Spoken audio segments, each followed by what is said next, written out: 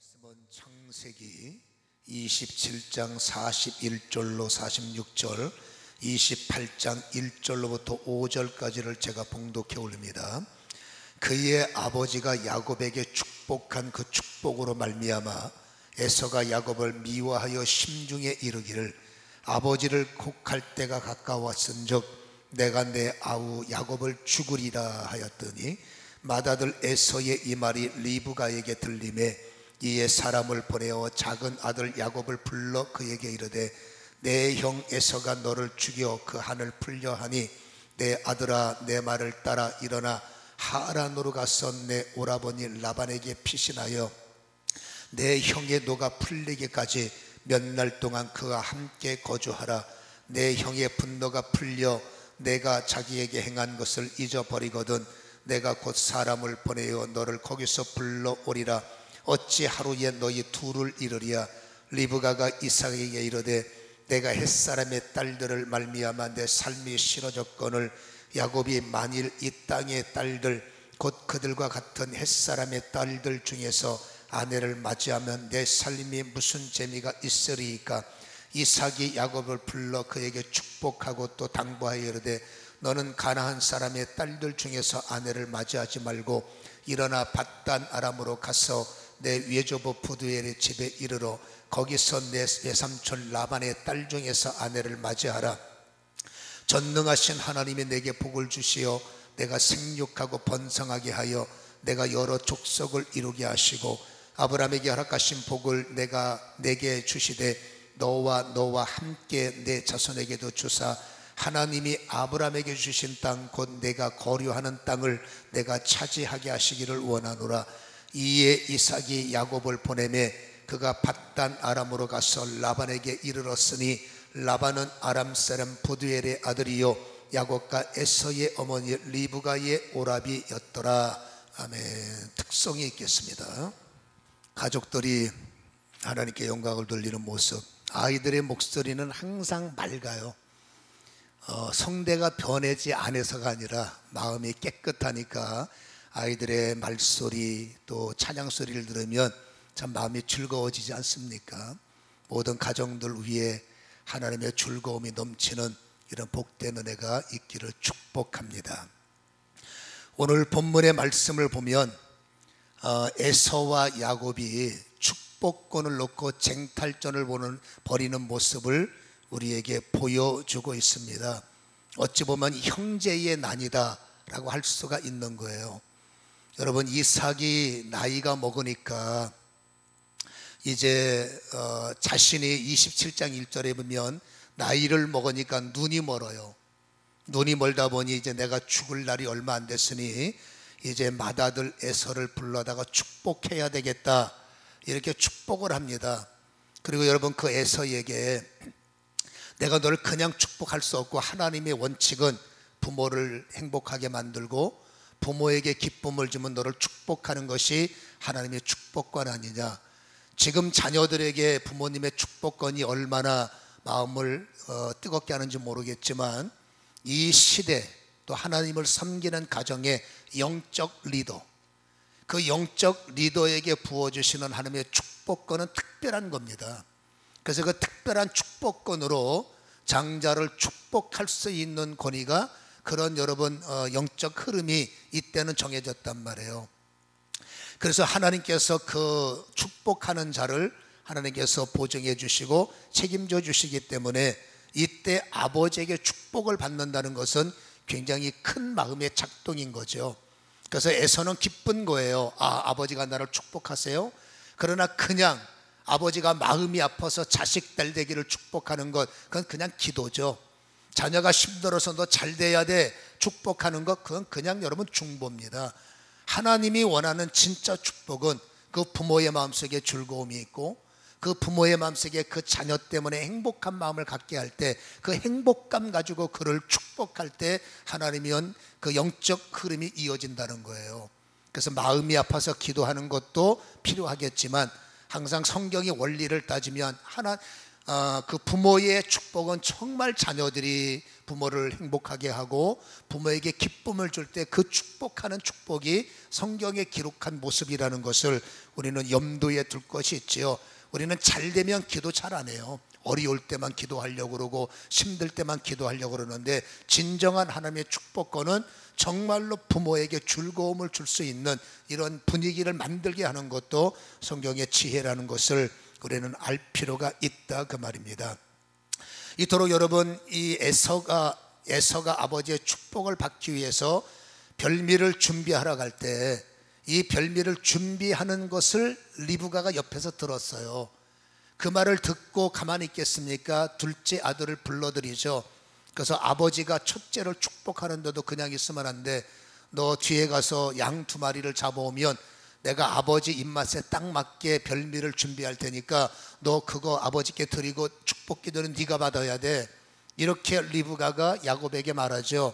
야곱은 축복 기도는 좋지만 어머니, 형님하고 나하고 음성도 다르고 형 몸에는 털 많고 나는 털이 없는데 아버지가 음식 잡수시다가 나 만져 들통나면 축복은 고사고 저주받을 수 있는데 왜 이렇게 위험한 짓을 하게 하십니까? 그때 리브가가 말하죠. 아니야, 저주는 내가 받을 테니까 너는 시키는 대로 해. 해서 여러분, 야곱이 양 2마리를 잡아왔고 리브가가 요리를 해서 야곱에게 보내는 거예요. 그래서 야곱이 여러분 그 음식을 먹는데 목소리가 아닌 거죠. 너 둘째 목소리 아니냐? 아니에요, 저는 첫째입니다. 와봐. 왔는데 여러분 눈이 어두우니까 안 보이는 거죠. 그러니까 몸을 만져보니까 털이 있는 거예요. 그래서 네가 첫째가 맞구나. 그래서 음식을 먹고 그만큼 여러분 그 이삭은 약해졌다는 거예요. 그래서 여러분 음식을 먹고 야곱이 에서인 줄 알고 마음껏 축복하는 겁니다. 그리고 축복이 끝나고 난 다음에 야곱은 자리를 나왔고, 자리를 나온 상태에서 여러분 30절에 보면, 27장 30절에 보면 이삭이 야곱에게 축복하기를 마침에 그 아들 에서가 사냥을 해서 사냥을 해서 별미를 만들어 아버지에게 갖고 오는 거예요. 그때 32절에 그의 아버지 이삭이 너 누구냐 묻죠. 저 에서예요. 음성이 자기 첫째고 만져보니 자기 아들인 거예요. 그러니까 여러분 이삭이 볼 때는 이게 큰일 난 거죠. 그때 여러분 33절에 이삭이 심히 크게 떨며 이르되 그러면 사냥한 고기를 내게 가져온 자가 누구냐?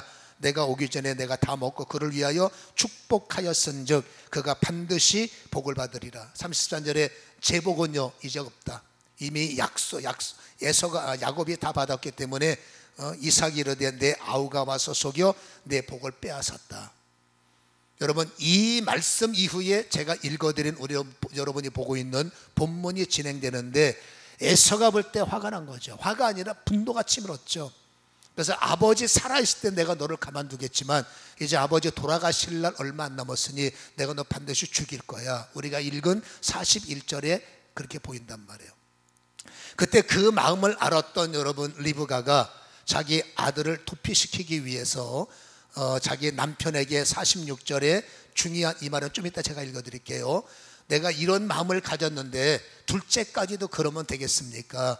그가 둘째를 빨리 보냅시다. 그래서 28장 1절에 여러분 이삭이 리브가의 말을 듣고, 왜 마음이 낙심이 많이 됐거든요. 리브가의 말을 듣고 그 다음에 야곱을 밧단 아람으로 보내는 거예요.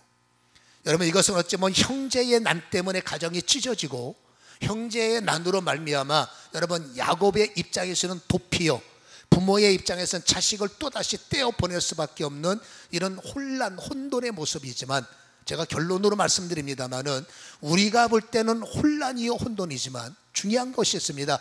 혼란과 혼돈 속에서 하나님은 일하신다는 거예요. 어떻게 하든지 하나님께서 여러분 갖고 계시는 고유 권한이 결정권입니다. 여러분이 하나님의 결정권을 인간이 뒤집어 엎을 수 있습니까? 착각이죠. 하나님이 딱 결정해 놓으시면 거기에 끝나는 거예요. 그렇다면 오늘 이 형제의 난의 발단이 어디서 시작됐을까요?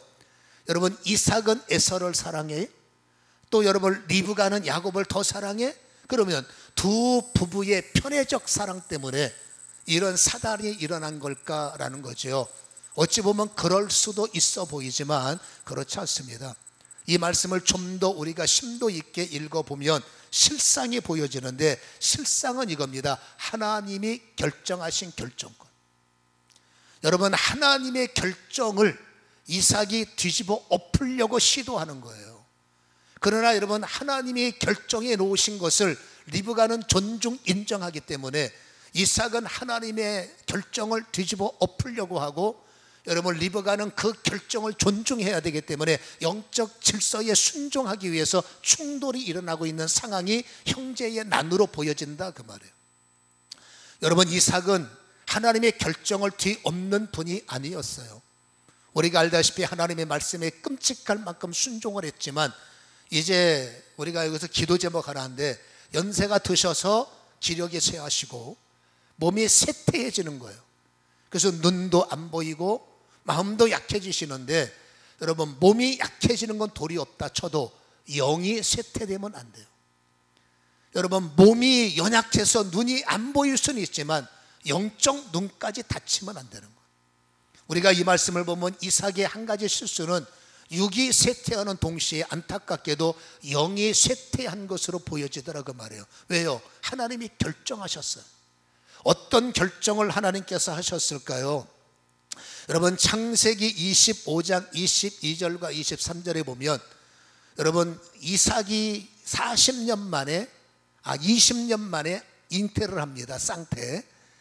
그때 22절에 보면 그 아들들이 그의 태 속에서 서로 싸우는지라 그가 이르되, 이럴 경우에는 내가 어찌할꼬 가서 여호와께 묻자 올 때, 23절에 여호와께서 그에게 이르시되, 두 국민이 내 태중에 있구나. 두 민족이 내 복중에서 나누리라. 이 족속이 저 족속보다 강해졌고 큰 자가 어린 자를 섬기리라 하셨더라. 물론 큰 자의 개념은 우리가 다시 한번 해석할 필요가 있지만, 아무튼 하나님은 큰 자는 어린 자를 섬겨야 돼, 이건 결정된 거예요. 그 아이들이 뱃속에서 여러분 출생하기도 전에 하나님은 이것을 결정해 버리셨다는 겁니다. 그러면 여러분, 성경의 이 내용을 다시 한번 우리가 이해할 필요가 있는데, 이 말씀을 로마서 9장 11절과 13절을 어떻게 조명을 할까요? 여러분, 11절에 보면 그 자식들이 아직 나지도 아니하고 무슨 선이나 악을 행하지 아니할 때에, 중요한 단어가 있습니다. 택하심을 따라 되는 하나님의 뜻이, 여기서 우리가 눈여겨봐야 되고 이해해야 할 것은 여러분 이 말입니다. 택하심을 따라 되는 하나님의 뜻. 하나님이 택하시고 하나님이 일하실 때, 여러분, 세상에 통념 갖고 일하십니까? 통념은 우리한테는 통하는 것이고, 하나님은 통념의 제한을 받는 것이 아니라 하나님은 말씀대로 움직이시는 분이에요. 그러니까 하나님께서 여러분 택하신 사람들을 하나님의 뜻으로 움직일 때 이렇게 말합니다. 하나님의 뜻이 행위로 말미암지 않고 오직 부르신 이로 말미암아 서게 하려 하신다. 여러분, 세상의 통념은, 이 당시 통념은 장자가 아버지의 축복권을 받는 거예요. 세상에는 세상 나름대로 통념이라는 것이 있어서 그 방식을 추구하고 방식이 옳다 기준점이 되기도 합니다. 그러나 우리는 여러분 세상 사람이 아니라 세상을 등지고 하나님 나라에 입성한, 하나님 나라를 들어간 대기하고 있는 하늘의 시민권을 임시로 받은, 우리는 하늘나라 시민의 백성이에요. 그러면 성도가 되는 순간부터 세상에는 영향을 미칠 수 있으나 세상의 통념이 성경을 앞서고 세상의 통념이 성경을 제한할 수가 없다는 겁니다. 여러분, 하나님은 행위로 구원을 주시는 분이 아니라 행위를 소중하게 여기시지만, 하나님은 세상 행위는 세상 통념이 삽입된 단어란 말이에요. 이 세상 통념이 하나님을 제한하고 하나님의 결정을 물을 수 있느냐? 절대 없다라는 것이 로마서 9장 11절 말씀입니다. 그러면서 아이들이 낳지도 않았지만 하나님이 정해놓으신 법이 있다는 거예요. 그 법이 뭐냐? 12절에 리브가에게 이르시되 큰 자는 어린 자를 섬기게 된다는 거예요. 여러분, 세상에서 큰 자는 먼저 난 사람이에요. 세상에서 큰 자는 힘 있는 사람이에요. 세상에서 큰 자가 돼야 대접받습니다. 우리 부모 세대는 그걸 알아요. 힘 있어야 예우받고 실력이 있어야 대접받게 하기 때문에 목숨 걸고 자녀들 큰 자 만들려고 애를 쓰지 않습니까? 세상 통념으로 볼 때는 맞는 겁니다. 수단과 방법을 가리지 않고 큰 자를 만들어야 세상에서 인정받고 대우받으니까. 하나님도 세상이 원하는 큰 자를 크게 보시느냐? 그럴 수 있겠죠. 그럴 수가 있겠죠. 그러나 중요한 것이 있어요. 여러분, 하나님이 보시는 큰 자, 세상이 말하는 큰 자는 다르다는 거예요. 여러분, 하나님께서 원하시는 큰 자가 누구일까? 오늘 여러분 13절에 말하기를 기록된 바 내가 야곱은 사랑하고 에서는 미워하였다 하신과 같으니라. 이 중요한 말이 있습니다. 하나님께서 뭐라고 말씀하십니까? 나는 에서 미워해. 그리고 야곱을 사랑해. 그러면 하나님서부터 편애주의, 하나님이 편애주의란 얘기예요. 절대 그렇지가 않습니다. 그러면 이 말씀의 의도가 뭘까라는 겁니다. 여러분, 다시 말합니다. 왜 하나님은 에서를 미워하실까? 나는 너 주는 것 없이 미워. 여러분, 인간도 그러면 안 되죠. 하나님이 절대 그러실 수가 없겠죠.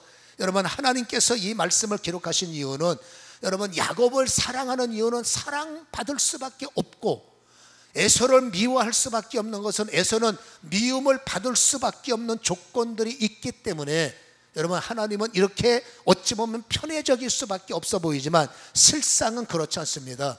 여러분, 에서가 어떤 사람이에요? 오늘 읽었던 본문에 제가 여러분 이런 말을 했죠.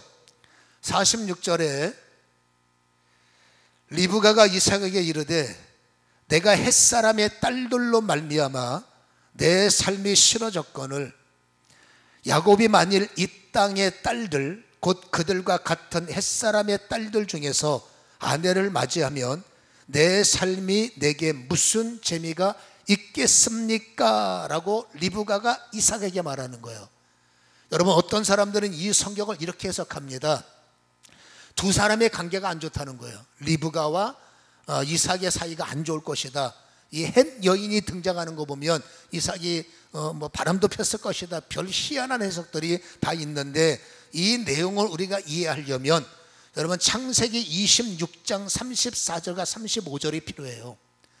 그 말씀은 이렇습니다.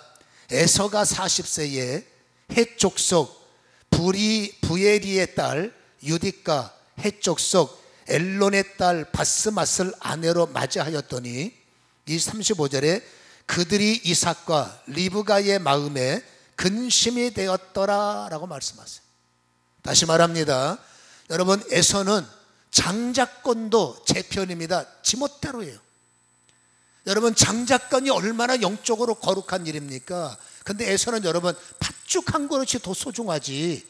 그거 지금 배고파 죽겠는데 예배가 뭔 중요합니까? 이게 에서의 삶의 모습이란 말입니다. 그러니까 범사가 하나님을 경외하기보다 하나님의 일은 소홀히 여기고 돈 버는 일은 여러분 최선을 다하고, 이게 에서의 모습이니 어찌 하나님은 믿음의 반응에 하나님은 결정권을 주시는데 자기 멋대로 인생을 살아가는 에서를 사랑할 수가 있겠습니까?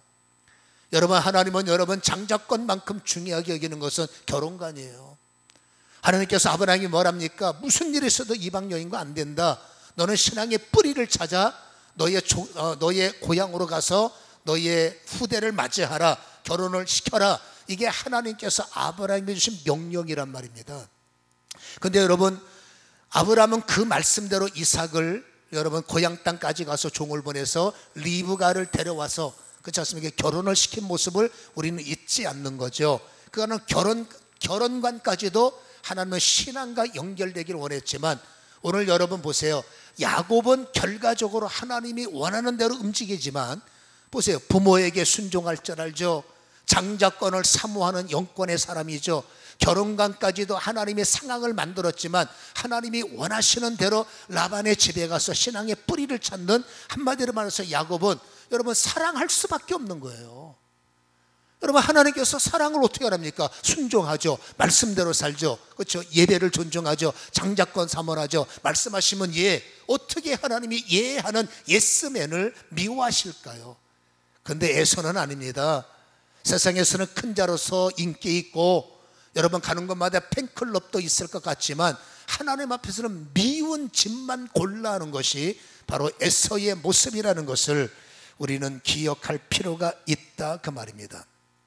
그래서 오늘 여러분, 이삭과 리브가의 마음이 근심이 있다라는 말을 원문으로 분석을 하면 상처를 받았다는 거예요. 여러분, 리브가는 큰아들 때문에 상처를 받고 저거 주는 것 없이 미워가 아니라, 여러분, 리브가도 하나님의 사람이고 이삭도 하나님의 사람인데 우리 아들 능력은 있어요. 벤츠 타고 다녀요.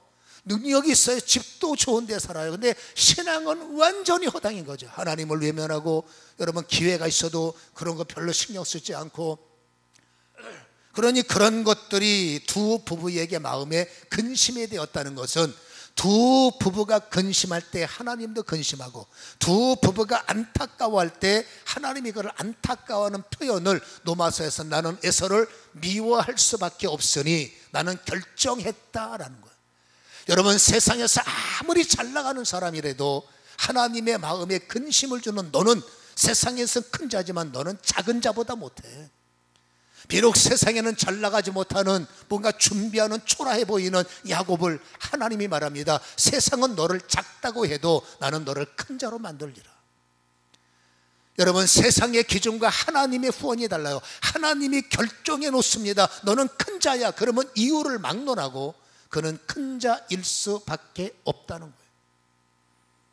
여러분, 이것은 하나님의 결정입니다. 누가 결정을 할 수 있습니까? 세상의 결정은 내 마음이지만 신앙인의 결정은 하나님께 달렸다는 거예요. 여러분, 하나님은 이렇게 결정을 해 놓으신 것을 리브가는 기억하는 겁니다. 하나님의 결정은 우리가 어떻게 뒤집어 엎을 수 있습니까? 하나님은 분명히 큰 자가 작은 자를 섬긴다고 했고, 그렇기 때문에 이 큰 뭡니까? 하나님의 이 주권은 야곱에게 움직이기 때문에 우리는 인간의 정은 장남이 잘 되길 원하고 누가 잘 되길 원하지만 하나님의 결정은 이미 정해졌기 때문에 하나님의 결정대로 따르는 것이 우리의 도리라는 겁니다. 이것이 리브가의 마음이지만 이삭은 안타깝게도 나이를 먹어가니 옛날에 그렇게 총명했던 총명이 소멸되고 옛날에 그렇게 영적으로 여러분 굉장히 강력했던 영권이 소멸돼서 지금 여러분 6만 쇠퇴한 것이 아니라 0까지 쇠퇴함으로 안타깝게 마지막 하나님의 결정권을 뒤집어 엎으려는 말도 안 되는 시도를 하나님이 그냥 두시겠냐 그 말입니다. 리브가를 통해서 그 시도를 방해하고 그 시도를 못하게 하는 것. 남들이 볼 때는 모르죠. 저 집 싸움하네. 여러분, 싸울 땐 싸워야죠. 저 집 충돌이 일어나네. 어떡합니까? 충돌이 일어나야죠. 그러나 이 충돌을 우리는 거룩한 충돌일 수밖에 없고 우리는 충돌을 싫어하지만 여러분 기억할 게 있습니다. 여러분, 충돌 속에서 하나님의 뜻이 일어난다는 거예요. 아무리 아버지가 아버지의 권한을 가지고 아무리 세상의 실권자가 그 실권을 갖고 여러분 하나님의 결정을 뒤집어 엎는다고 해서 하나님께서 그 결정에 밀리시겠습니까? 하나님은 절대로 인간의 결정에 여러분 밀리는 분이 아니지 않습니까? 막아서 이삭의 뜻이 이루어지지 못하게 하는 것을 우리에게 보여주지요. 그 다음에 두 번째, 혼란 속에 어떤 일이 벌어집니까? 혼란이지만 하나님은 일하셔서 결국 여러분 야곱을 밧단 아람으로 보내버리잖아요. 그리고 거기서 라반의 집에서 여러분 라반의 가문, 여러분 영적으로 문제가 조금은 있지만 그래도 하나님의 뜻은 믿음의 뿌리, 셈의 뿌리에서 족속을 이루기를 원하기 때문에 하나님의 이 순종에 야곱 같은 경우는 세상의 눌, 세상의 통념, 인물이 좋아야 돼요, 학벌이 좋아야 돼요, 돈이 많아야 돼요. 에서는 그런 개념을 갖고 있지만 놀랍게도 여러분 리브가와 그리고 여러분 이 야곱은 아니라는 겁니다. 하나님의 뜻대로 가겠습니다. 그 뜻을 따라 움직이는 여러분 야곱을 하나님께서 어떻게 사랑해 주시지 않을 수가 있느냐라는 것입니다. 그러므로 우리가 이 말씀의 의미를 좀 잘 알 것은 결국 하나님은 뜻대로 모든 것을 움직이시는 분임을 우리는 기억을 해야 되는데 여러분 밧단 아람이라는 동네도 우리가 생각해 볼 것이 많아요. 메소포타미아 지난주 배웠어요. 메소포타미아 나홀이 남고 그 나홀이 그 아들 나홀의 아들 부두엘이 그곳에 있을 때 이삭의 아내를 데리고 온 모습. 근데 여러분 그 부두엘의 아들이 라반이란 말이에요. 라반은 메소포타미아 사는 것이 아니라 밧단 아람으로 떠났잖아요. 이 밧단 아람은 지명이 어디예요? 하란 바로 옆이에요. 하란은 어느 곳입니까? 배웠지 않습니까? 아브라함이 복을 받은 자리. 여러분, 결국 라반의 이주는 어디서부터 시작됐을까? 아브라함의 굿뉴스죠. 여러분, 아브라함이 하나님 때문에 복을 받고 하나님 때문에 잘 되고, 여러분, 이런 선한 소식과 귀한 소식들이 여러분 우리 뒤에 서 있는 사람을 움직일 수 있다는 것은 이런 지명의 흐름을 통해서 우리에게 보여주고 있다, 그 말입니다. 성도의 하나하나의 모든 것들은 많은 사람들에게 영향을 미칠 수 있는 영적인 힘이라는 것을 우리는 기억할 필요가 있습니다. 여러분, 혼란 속에서도 하나님은 결국 하나님의 뜻을 야곱에게 이루게 하셔서 혼란 속에 이주하게 하시고, 그러니까 이주가 되는 것도 하나님의 뜻이기 때문에 우리가 살다 보면 하나님의 결정 때문에 싸움도 일어나고 분열도 일어나지만 어쩔 수 없는 분열을 두려워하지 마세요. 왜냐하면 그 속에서도 뭔가 하나님이 섬세하게 일하심이 있다는 것을 오늘 본문의 말씀은 우리에게 던져줌을 기억하시기를 다시 한번 주님의 이름으로 간절히 축복합니다. 하나님께서 결정하신 것 우리는 범사에 잊지 마세요. 부모가 자녀에게 줄 수 있는 최고의 선물, 최고의 유산 상속이 뭘까? 오늘은 명확하게 말합니다. 경외를 가리킬 거냐, 경홀히 여기게 말할 거냐. 오늘 여러분 이삭 보세요. 하나님 앞에 경외하는 마음을 아브라함에게 보였고, 야곱 보세요. 하나님 앞에 경외하는 모습을 이삭에게나 하나님께 드렸을 때 그는 작은 자의 출발이지만 하나님은 그의 삶 속에 역사하시는 능력을 우리는 다음 말씀에 또 추적하지 않겠습니까? 그래서 보세요. 어떤 사람들은 너 좋은 학벌이 필요하다. 그래서 여러분 좋은 학벌을 갖게 하다가 하나님을 잊어버리게 하는, 여러분 이건 실패자입니다. 여러분 어떤 경우가 있어도 너의 결정은 하나님께 있어. 신앙인들은 그렇습니다. 네 인생의 결정은 학벌이 아니야. 학벌 좋으면 세상에서 큰 자는 될 수 있어요. 그 큰 자를 가진 자가 신앙까지 큰 자가 된다. 금상첨화죠. 그런데 그보다 더 중요한 것은 세상에 큰 자가 되기 전에 하나님 앞에 큰 자가 되어야 돼. 세상에서 인정을 받는 자가 되기 전에 하나님께 먼저 인정을 받은 후에 우리의 성이 쌓을 수 있다면 그 얼마나 좋겠습니까? 첫 번째가 뭐라고요? 부모님들의 유산 상속은 하나님을 경외하는 법을 가르쳐야 돼. 하나님의 일을 경솔히 여기고 자기 일이라면 자기 일은 얼마나 경외합니까? 하나님의 일을 여러분 경솔히 여기고 이게 뒤집어지면 안 돼요. 두 번째, 결정권자가 누구냐? 가정의 결정권자, 인생의 결정권자 잊지 마십시오. 하나님입니다. 그 하나님이 결정한 것을 인간이 뒤집어 엎을 수 있다요? 없습니다. 그래서 여러분 이런 내용들을 기억하시고, 혹시라도 그런 혼란 속에서 어려운 일이 벌어져도 그래도 이 속에서는 하나님은 뭔가 일하고 계신다. 이 세 가지 내용을 가슴에 담으시기를 주님의 이름으로 간절히 축원합니다.